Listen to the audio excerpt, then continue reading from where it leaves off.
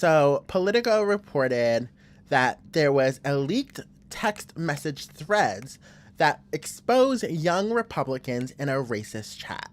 And like thousands of private messages reveal young GOP leaders joking about gas chambers, slavery, and rape. Let's read some of these text threads. Everyone that votes no is going to be in the gas chamber. Excuse me? Why are we joking about gas chambers? Especially with the weight of the world and the volatility of the world, including the genocide going on in Gaza, as well as, what is going on in the United States with, immigration and Spanish-speaking people being racially profiled and abducted off the streets and put it into concentration camps like Alcatraz. Like, who raised these people to allow them and think this is okay? Of course, not good people, but there's great. I love Hitler. Hitler admiration. We have kill the bitch. When do we start bullying, dude? Boom, they're dead. He also hates Jews. They love the watermelon people talking about black people. Racism. This girl is fully, I guess, fucked or retarded. That's what the word. Stay in the closet, F word. Like this, I'd go to the zoo if I wanted to watch a monkey play ball. I'm ready to watch people burn now. We are officially under consideration for a Trump endorsement.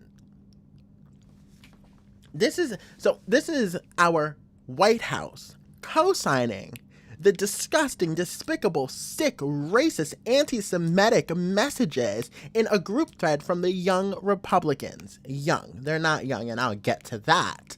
But this is insanity. Like, it's fucking sick. And I'm like, how do we combat this complete, utter, disgusting force of racism and bigotry, joking about slavery and rape and gas chambers? How do we combat this? And I'm just like, we can't, because when someone has something on their mind and they're determined to have that outcome, especially when it comes to political motivation, it is beyond, without a shadow of a doubt, impossible to change their mind. Unless something dramatic and drastic happens to them, their end goal is in sight and they have their blinders on, and that's all they're worried about. And right now, what is going on in our government is a suppression of free speech, a destruction of our Constitution, a destruction of rights for every minority group of people. I mean, I'm talking about women, black people, gay people, trans people, Asian people. We saw Laura Loomer on Twitter literally have some racist tweets saying that they're going to go after Muslims next. So no one is off limits when it comes to this administration. And we said it before the election night, and we said it years before the election took place of 2024, that this is their end game. It wasn't going to stop at, criminals. No, by criminals, they meant the entire group of Mexican people, and they would racially profile them. We know it wasn't going to stop at Mexicans. We knew it wasn't going to stop at LGBTQ plus people.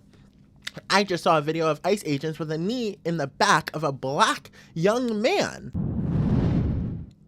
These are the faces of this political young Republican group chat, so everyone knows and sees who these sickos and Nazis are.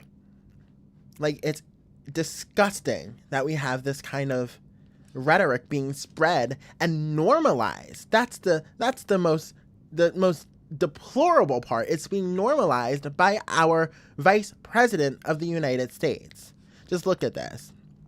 We have Peter, we have Joe, we have Adam, we have William, we have Samuel, Luke, Bobby, Anna.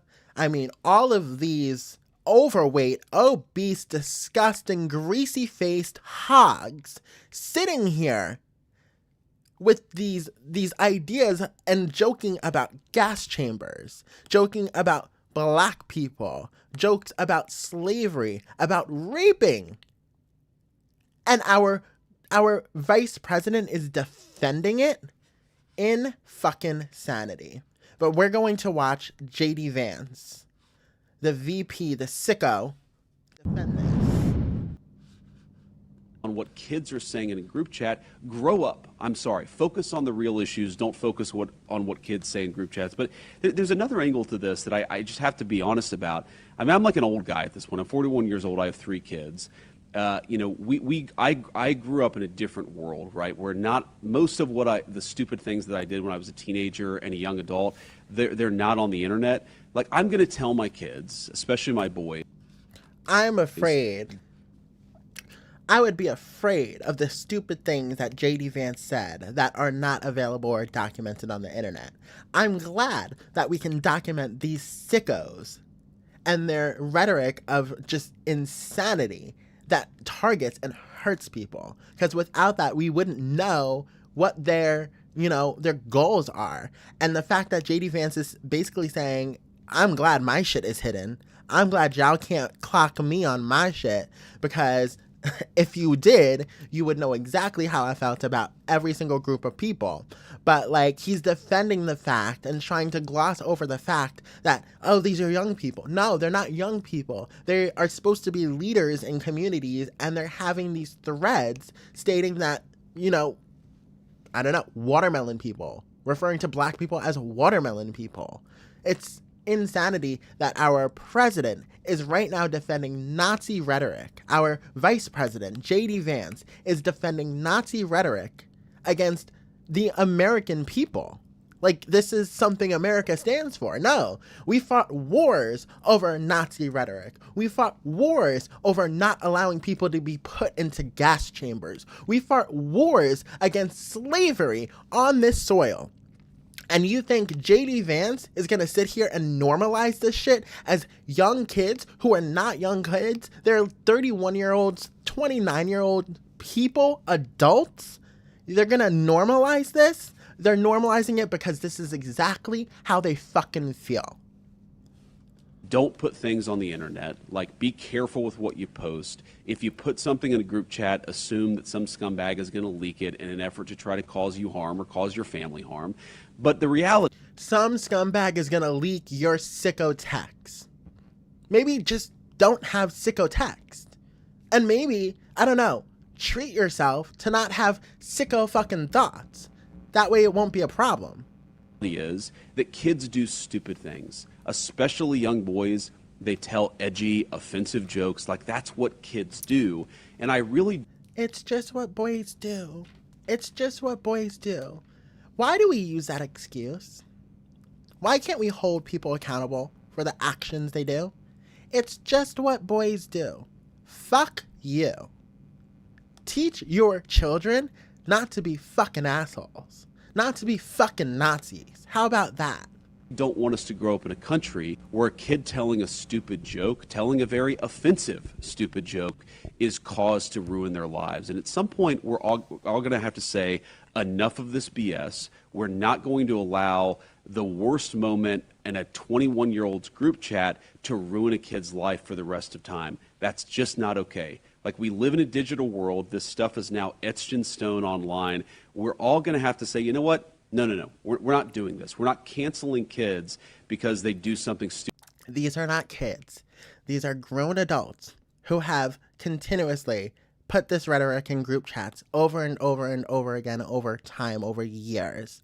We're not canceling them because they're young kids who made a dumb mistake. They're being held accountable for their actions because their words hurt people, and their rhetoric, being a part of leaders in our country and future leaders possibly, could harm people. It's not about brushing this off because, oh, it's a dumb kid who made a joke and now he's going into college and he's getting a degree for business finance. No, these are people who are looking to shape our fucking country, JD Vance. That's why it's a problem. That's why we hold people accountable, especially when they're in political positions to shape our fucking country. That's why this rhetoric, that's why this text threads, this is why referring to black people as watermelon people, this is why talking about grape, this is why talking about loving Hitler is a fucking problem, JD Vance. And the fact that you're sitting here downplaying it because they are Republicans is disgusting and shows everything about this administration. And what this administration is about, as they've shown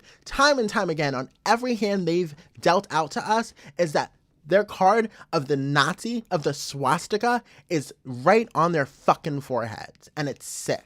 It's disgusting.